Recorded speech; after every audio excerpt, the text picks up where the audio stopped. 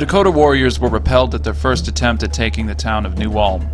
They had decided to regroup and attack Fort Ridgely, the only military outpost in the region. Fort Ridgely served as a sort of police station for the settlers arriving in the Minnesota River Valley after the 1850 treaties that decimated the Dakota Territory into a much smaller Sioux reservation. 400 Dakota Warriors surrounded the camp, opening fire on the barracks. Over the course of the last few days, civilians had been arriving at Fort Ridgely, which bolstered the numbers of able bodies, but war supplies thin. The attack on Fort Ridgely would be one of the only attacks on a U.S. fort west of the Mississippi.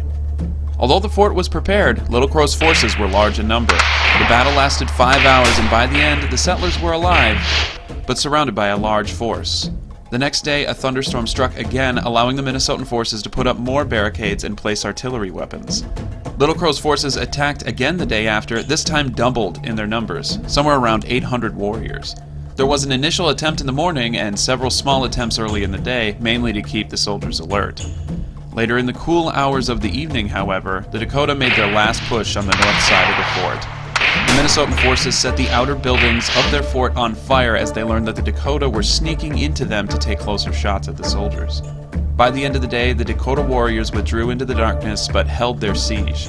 No one would aid nor leave Fort Ridgely. The attempts at breaking the siege had killed 7 Minnesotans and wounded 39. Over this period of time, 300 poorly armed citizen soldiers arrived in New Ulm from Le Sueur, Nicollet County, St. Peter, and other surrounding cities. There were about 1,000 settlers still barricaded in New Ulm's main street.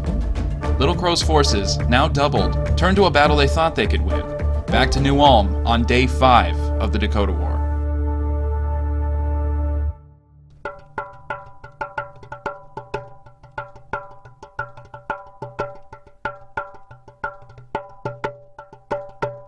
The Dakota advanced on the defenders in a U-shape or bullhorn formation, closing in until the defenders fired first.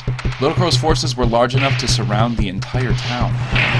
A group of militia saw a band of reinforcements ready to join the war effort on the edge of town and attempted to link up with them by crossing the barricade.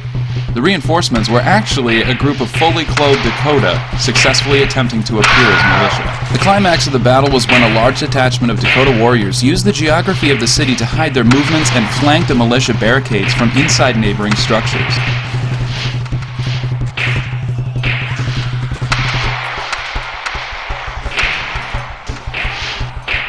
All of the settlers' women and children were hidden in the basement of one building in the barricade where they were to make their last stand. The building was full of gunpowder and ready to blow. There was a woman by the name of Mary Schmitz Ryan, an immigrant from Luxembourg, today the last Grand Duchy in the world. She was charged with igniting the gunpowder in the basement and killing the women and children by blast, rather than risking a much more gruesome death of potential rape and murder. Thank you, future Jimmy.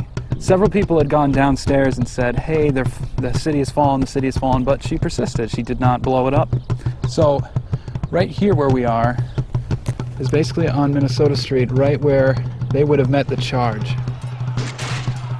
Colonel Charles Eugene Flandreau, a Union colonel and lawyer, led the charge over the barricades and swept away the advancing Dakota. This charge broke the Dakotan offensive and pushed Little Crow's forces into full retreat. This charge, known as Flandreau's Charge, made him a well-known war hero in the state of Minnesota.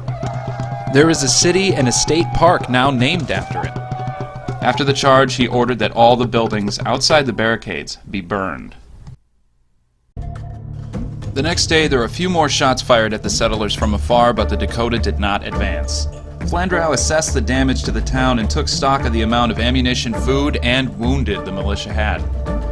A doctor by the name of Dr. William Worrell Mayo had set up a clinic for wounded civilians, soldiers, and militia arriving from raids in the countryside in neighboring Mankato. Many wounded Minnesotans in New Ulm would not make it through the week without care. Flandreau made the decision to fall back to Mankato on day 7, 1 week into the Dakota War. An exodus of 2,000 refugees comprised of 158 wagons, Minnesotan soldiers, militia, and civilians made the trek to Mankato, abandoning New Ulm.